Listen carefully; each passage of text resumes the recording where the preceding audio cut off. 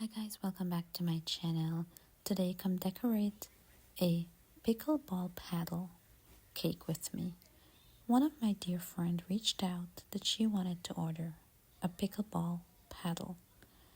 So I was excited for this challenge and I started off by baking off my vanilla sponge. Then I started to work on the carving. I first made a stencil using paper of the exact dimensions of the paddle, and then I used that to carve out the shape. And then here I'm just trimming off the excess caramelization and just going back in to remove any excess piece to ensure that the shape is as close as possible to the actual paddle. And then I'm cutting it into 2 halves. Now I applied some buttercream onto the cake board and I layered on the first piece of cake. Then I went in with my simple syrup, which is equal parts of sugar and water. For a carved cake, it is very important to use some simple syrup, and this is just a personal preference because it ensures to keep the cake nice and moist, especially when you're working with it and the cake is exposed to air.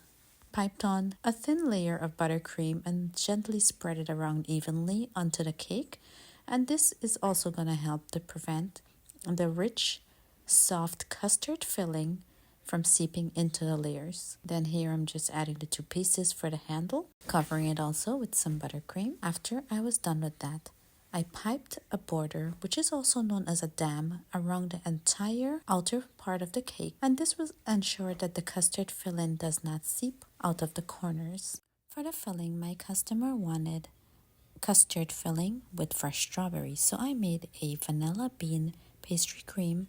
It's a rich, creamy custard that melts in your mouth. So now it's time for me to pipe the filling into the center of the dam, ensuring that every little corner has that filling.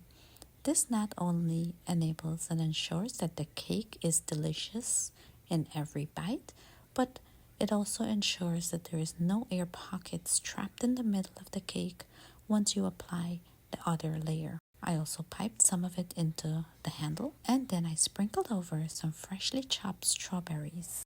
Then I just added just a little bit more of the custard on top of the strawberries, using my offset spatula to smooth it out. And then it's time to add the other half of the cake on top of it. So I repeated the same process where I added some buttercream onto the layer of the cake, smoothed it out with my offset spatula. Again, it's to ensure that the moisture from the custard and the fresh fruit does not seep into the cake and cause it to become soggy. And then I just added it on top of the cake. Then I wrapped it nice and tightly with plastic wrap and set it into the refrigerator for a couple of hours for it to set up. And this just allows me to work easier with the cake and ensure that it does not move around because of the soft custard filling. After a couple of hours, I removed the cake from the fridge, peeled back the plastic wrap, and it's time to go in with the buttercream. Here, I'm just applying just the standard buttercream, American buttercream, just ensuring that the entire cake is properly covered and also trying to work very fast to cover up all of the exposed corners, which can cause the cake to dry up. So I'm just going in, smoothing it out, ensuring everywhere has a nice even layer. The corners could be quite tricky, especially the top edges of the cake because it was so carved out. It's a lot more crumbly and tend to just crumble off easily. So when I'm working on the corners, I try to go very gentle, just to ensure that the cake does not loose and fall off and lose the shape of the bat that I molded. I just repeat the process, ensuring everywhere has buttercream nice and even.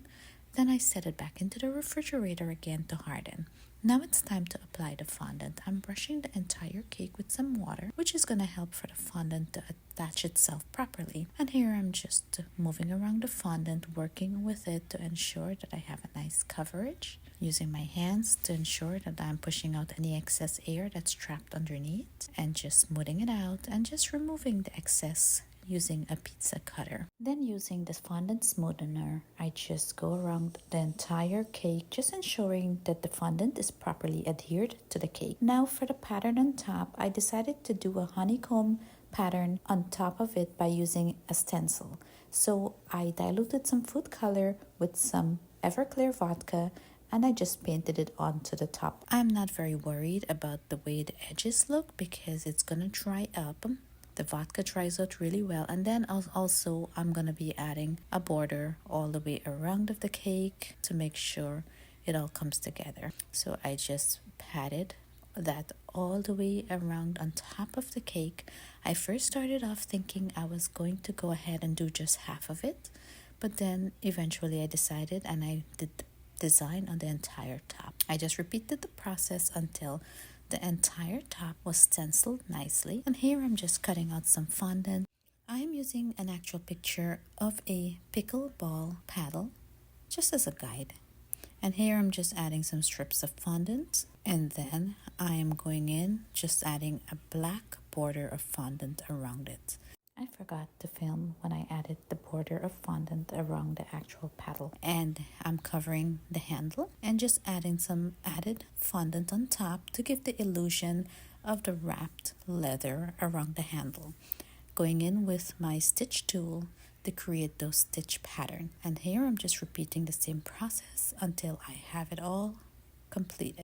Then I used another tool that has a little sharp point on the edge to put some dots and indentations all on around the handle, which also gives the illusion of the actual leather material.